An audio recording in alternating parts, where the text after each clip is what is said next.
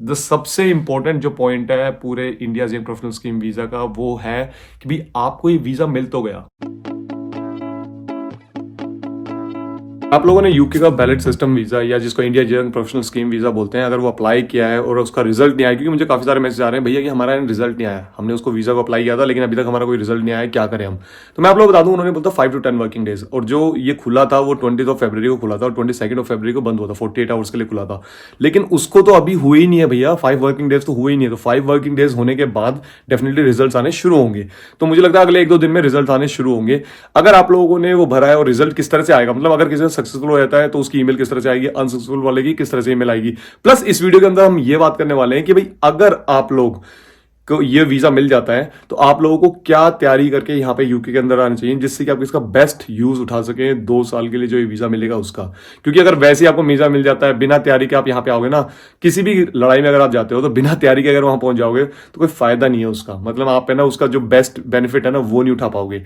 तो इस वीडियो के अंदर मैं डिटेल में आप लोग बताऊंगा कैसे आप इसका बेस्ट फायदा उठा सकते हो और कैसे आप मस्त पैसे कमा सकते हो और प्लस मस्त यहां पे सेटल भी हो सकते हो, स्पॉन्सरशिप वीजा ले सकते हो। तो इस वीडियो को एंड तक जरूर देखना अगर आप इंटरेस्टेड हो अपने India's young professional scheme visa को बेस्ट तरीके से यूज करने के लिए, और आपको कैसे पता लगेगा कि भाई आपको सिलेक्ट कर लिया गया है। वीडियो शुरू करने से पहले बता दूं, मेरा नाम है राजीव, मैं तो यूके स्टूडेंट्स के लिए काफी सारे इन्फॉर्मेटिव वीडियोस बनाता हूं जहां पे स्टूडेंट्स को गाइड करने की कोशिश करता हूं, क्योंकि स्टूडेंट्स को ये इन्फॉर्मेशन होनी बहुत इंपॉर्टेंट है कि भाई कौन सी राइट यूनिवर्सिटी है, कौन से राइट कोर्स है, या कौन से नए रूल्स हैं जो यूके के अंदर अभी आने में लगे हुए हैं। तो इस तरह की इन्फॉर्मेशन के लिए अगर आप इंटरेस्टेड हो, अगर आप लोग चाहते हो कि यूके में पढ़ने के लिए, तो अगर आप लोग चाहते हो मैं आपको गाइडेंस करूं उसके बारे में, यूनिवर्सिटी, लोकेशन, कोर्स वगैरह, तो नीचे एक फॉर्म दिया हुआ है, उस फॉर्म को आप भर सकते हो और मैं आपको डिटेल में उसके बारे में गाइड कर सकता हूं। जैसे कि आप लोग पता होगा, यूके गवर्नमेंट ने अभी बैलेट सिस्टम को ओपन किया था India young professional scheme visa के लिए, जो 2 दिन के लिए 48 आवर्स के लिए ओपन था। बहुत सारी एप्लीकेशन आई उसके अंदर, और अगर आपकी एप्लीकेशन सक्सेसफुल नहीं होती है तो आपको कुछ इस तरह की ईमेल आएगी जिसमें क्लियरली लिखा होगा कि your application has not been successful for this ballot round. आप फिर दोबारा से अप्लाई कर सकते हो अपने नेक्स्ट बैलेट राउंड में जो जुलाई के अंदर होने वाला है। अगर आपकी एप्लीकेशन सक्सेसफुल हो जाती है तो आपको कुछ इस तरह की ईमेल आएगी जिसमें क्लियरली लिखा होगा कि भाई आपकी एप्लीकेशन सक्सेसफुल हो चुकी है, ये आपका रेफरेंस नंबर है, इस रेफरेंस नंबर को यूज करके आप अप्लाई कर सकते हो वीजा के लिए। अब वीजा के लिए अप्लाई करने के लिए आपको क्या होगा, वीजा के लिए अप्लाई करने के लिए इनकी कंडीशंस हैं, कुछ कंडीशंस जो इन्होंने बताई थी कि भाई अगर आप इन कंडीशंस को फुलफिल करते हो, अगर आप ये कंडीशंस मीट करते हो, तभी इसके बैलेट के अंदर आप एंट्री करो। मतलब जो रिक्वायरमेंट्स थी इनकी, अब रिक्वायरमेंट्स क्या थी, सबसे पहले तो इनकी जो रिक्वायरमेंट थी कि आपकी एज को आप कैसे प्रूव कर सकते हो। एज को प्रूव कर सकते हो, आपका बर्थ सर्टिफिकेट हो सकता है, आपका पासपोर्ट हो सकता है, उस डॉक्यूमेंट के बेस पे आप अपनी एज को प्रूव कर सकते हो, तो वो एक डॉक्यूमेंट चाहिएगा। दूसरा डॉक्यूमेंट क्या चाहिएगा कि भाई उन्होंने जो रिक्वायरमेंट बोली थी वो ये बोली थी कि भाई आपके पास जो डिग्री होनी चाहिए बैचलर, तो बैचलर डिग्री ऑब्वियसली, या फिर NQF लेवल जो भी उन्होंने बोला था 6, वो डिग्री होनी चाहिए। अगर वो डिग्री है आपके पास, बैचलर डिग्री है, तो वो आप दिखा सकते हो, तो वो एक रिक्वायरमेंट थी। इसके बाद कोई इंग्लिश की कोई रिक्वायरमेंट नहीं थी, इंग्लिश का कुछ ऐसे नहीं मांगा होता कि भाई इंग्लिश में आपको कुछ दिखाना है, आइल्स वगैरह दिखाना है, तो वो बहुत बढ़िया है। इसके साथ साथ जो एक इनकी रिक्वायरमेंट थी वो थी कि मनी, जो आपके पास अकाउंट में पैसे होने चाहिए जो जिससे कि आप अपने आप को सपोर्ट कर सको if you are travelling to UK, if you are living there. 2500 pound something, मतलब 2.5 लाख रुपए करीब। और वो कितने होने चाहिए, पिछले 31 डेज में कंटिन्यूसली 28 दिन तक वो आपके अकाउंट में होने चाहिए। So that is one of the requirement. ये क्या है कि भाई आपकी एप्लीकेशन, अगर एप्लीकेशन करोगे तो ऑब्वियसली एप्लीकेशन के चार्जेस वगैरह लगेंगे। अब चार्जेस कितने हैं इसके, बहुत ज्यादा नहीं है, क्योंकि बहुत सारी ऐसी एप्लीकेशन हैं जब यहाँ पे आप अप्लाई करते हो, इवन PSW वीजा है, जब यहाँ पे आप अप्लाई करते हो तो उसकी अच्छी खासी फीस है। अगर यहाँ पे आप स्पॉन्सरशिप वीजा अप्लाई करते हो उसकी काफी अच्छी फीस है। तो मतलब बहुत सारे वीजा, अगर यहाँ पे यूके में अगर आप आ रहे हो और यूके में आपने स्पॉन्सरशिप वगैरह ले ली, सब कुछ ले ली, जब PR के लिए आप अप्लाई करते हो तो आपको पता है उसकी कितनी फीस है, मतलब 2,500 पाउंड के करीब उसकी फीस है। तो मतलब इस वीजा की तो सिर्फ 250 पाउंड के करीब है। तो बहुत अच्छी बात है कि भाई इस वीजा की इतनी कोई फीस नहीं, और आपको 2 साल के लिए यहाँ पे आके यूके में रहने का एक अपॉर्चुनिटी मिलेगी। वो फीस पे करोगे, फीस पे करी उसके बाद, लेकिन IHS के जो चार्जेस है, IHS अभी तक जो था, IHS की फीस काफी कम थी, लेकिन अब क्या है, गवर्नमेंट ने 66% IHS की फीस बढ़ा दी थी। तो अब IHS की जो फीस है 1035 per year. International health surcharge, तो हेल्थ इंश्योरेंस, अगर आप यहाँ पे आ रहे हो, कल को यहाँ पे बीमार हो जाते हो, हॉस्पिटलाइज हो जाते हो, हॉस्पिटल की फैसिलिटीज यूज करनी पड़ती है, यहाँ पे NHS की फैसिलिटीज यूज करनी है, तो उसका वो आपसे पैसा ले रहे हैं कि भाई हर साल के हम आपको इंश्योरेंस के पैसे चार्ज कर रहे हैं 1 लाख रुपए, 1,35,000 नहीं, 1,35,100 रुपए इतना चार्ज कर रहे हैं। तो 2 लाख के 2,07,000, तो इतना आपका हेल्थ सरचार्ज हो गया।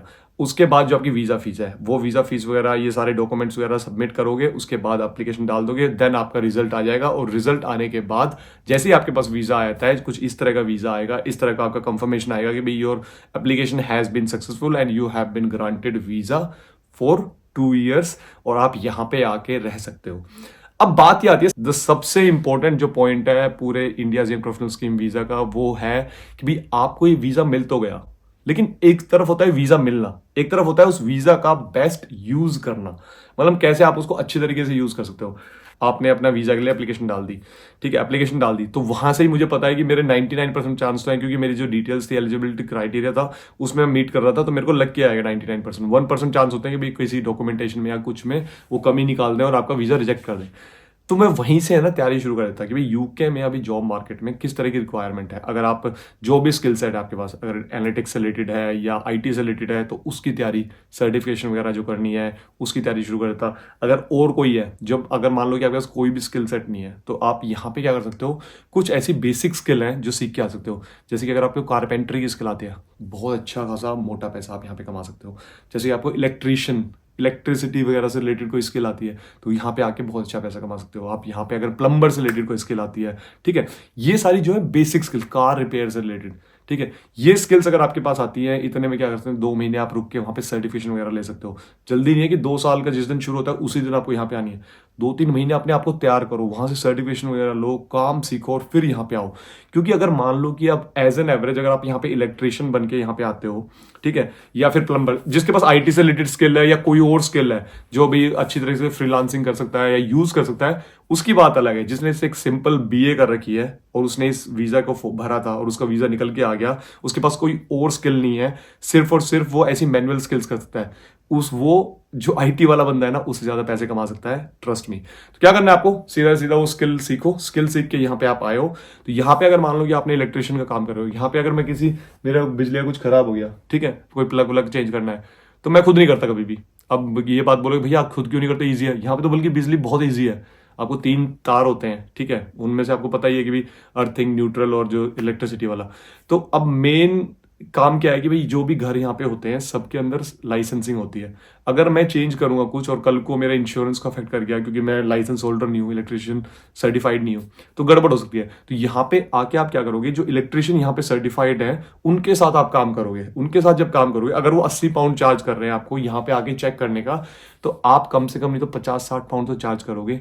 आप उनके साथ काम करोगे 6 महीने, फिर अपना सर्टिफिकेट वगैरह लोगे यहाँ पे, ठीक है, अपनी, और उसके बाद जब अपना काम शुरू करोगे तो डेफिनेटली यहाँ पे काफी अच्छा पैसा कमा सकते हो। सेम आईटी से रिलेटेड, अगर आप आईटी से रिलेटेड हो और यहाँ पे आते हो, जॉब ढूंढते हो, अगर आपके पास सर्टिफिकेशन है, एक्सपीरियंस है, जैसे कि पावर बीआई, टैब्ल्यू, अगर ये आपने सीखी है, इसके अंदर सर्टिफिकेशन ले ली, अच्छी तरह आपको नॉलेज है कि भाई कैसे इस पे काम करता है, और यहाँ पे आके जब जॉब ढूंढोगे, जब आपके इंटरव्यूज होंगे, तो आप इजिली उनको क्रैक कर सकते हो।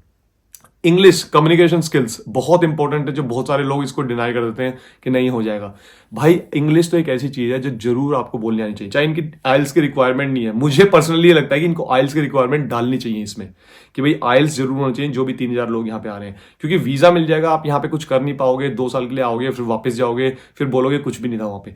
भाई अपनी कम्युनिकेशन स्किल बहुत अच्छी होनी चाहिए। मेक श्योर अपनी कम्युनिकेशन स्किल पे काम करना, सॉफ्ट स्किल्स पे काम करना, और तब यहाँ पे आना, तो आपके लिए बहुत ईजी हो जाएगा यहाँ पे आके वो 2 सालों में अच्छे खासे पैसे कमाने, और प्लस आगे जाके स्पॉन्सरशिप जॉब को अप्लाई करना है, स्पॉन्सरशिप जॉब ढूंढना।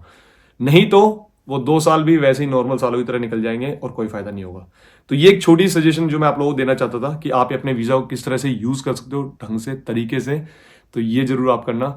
और अगर आप लोगों को इस तरह की और वीडियोस पसंद है और आप लोगों को लगता है कि कुछ इन्फॉर्मेशन मिलती है, तो make sure do consider subscribing this channel. मिलते हैं नेक्स्ट वीडियो में, तब तक के लिए।